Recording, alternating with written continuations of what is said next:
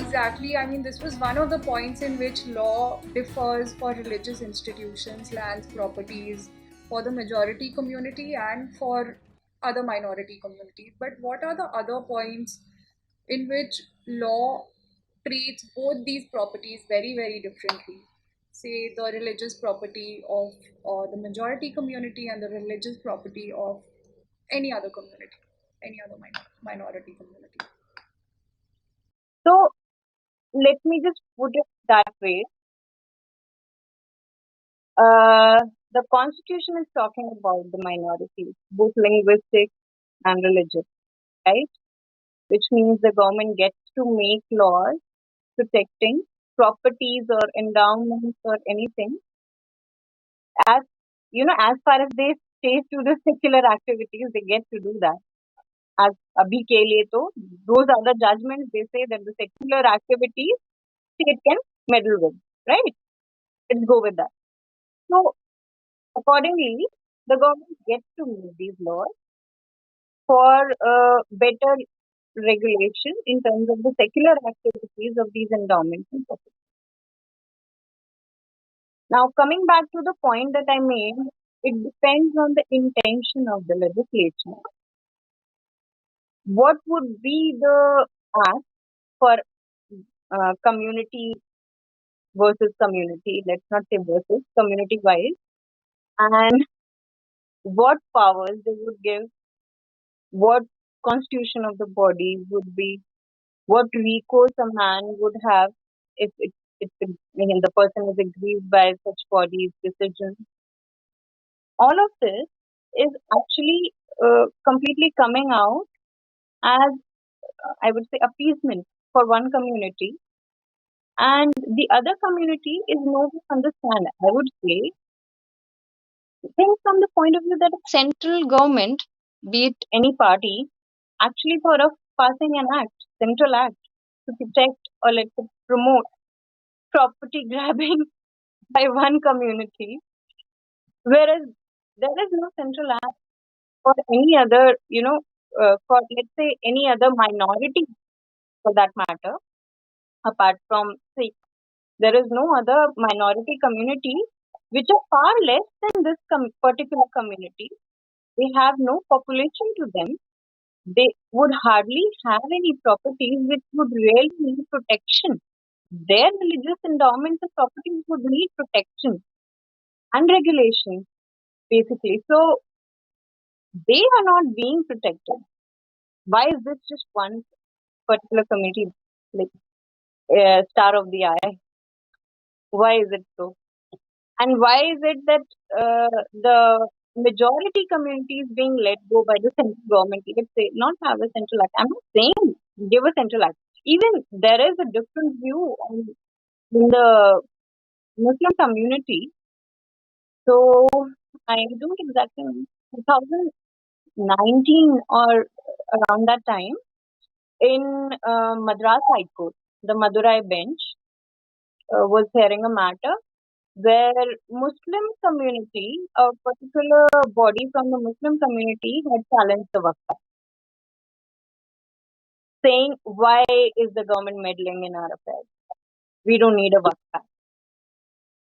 So it's not as if they wanted, everybody in their side also wants it, just like we say we don't want them meddling in our temple administration. But it's not, the legislature is not treating it, every community and every minority at par. This is not a particular example for you to see. You can also look at other schemes, other educational schemes, and everything else that goes to a particular community, and compare it with the other communities, and let's forget about the linguistic communities because they're nowhere in the picture. So you're like looking at, appeasement. It's just clear appeasement. There is nothing else there. This act itself is, the intent is appeasement. And hence no other party or any other government for that matter would want to put it down or strike it out. Right, but then we always have the courts. We always have the Supreme Court, You always challenge. have the Supreme Court, yes, which believes this is no more religious anymore. This is not a religious matter. You're not being discriminated on religious grounds by a body that is religious.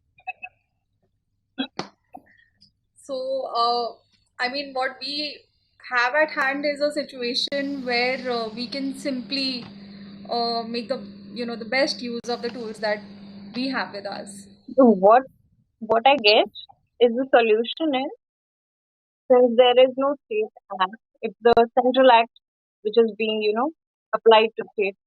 And as far as I know, there are around 5 or 6 states that don't have Waqf Act, applied to them. One of them is Arunachal Pradesh. I guess I don't know about the population of that particular community there, but there are states who have not, notified the Waqf Act for their state. The governments have not notified them for the state. So let's look at the central act. Let's evaluate that. Look at the unconstitutional provisions, and if the intent itself is unconstitutional, so we need to look at the proper provisions and the proper challenges, and not go in the net bit and try that everything be treated as trust or comes under one umbrella. I don't know how that will help, putting everything into one umbrella, even religious endowments and everything. There is that plea also where they want this one trust act which deals with everything. So I don't know. I have not examined that, uh, suggestion, but I would say at least for this particular act, there are better ways to analyze it and pinpoint the unconstitutional parts in it.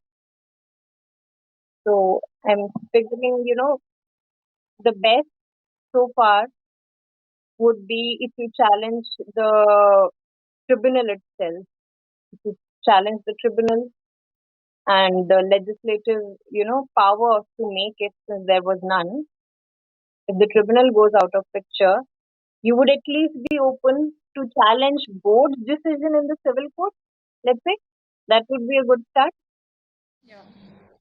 Absolutely, absolutely, Shaktiki ji. That I mean, it's very, very important for a layperson to be able to challenge or to be able to be heard in a court which is neutral, which is religiously neutral, which is Not just neutral, but decides matter for it. It it has to be available, as in a civil court is something a common man can approve. If you expect him to go directly to the Supreme Court after the tribunal, I doubt everybody would be able to do that.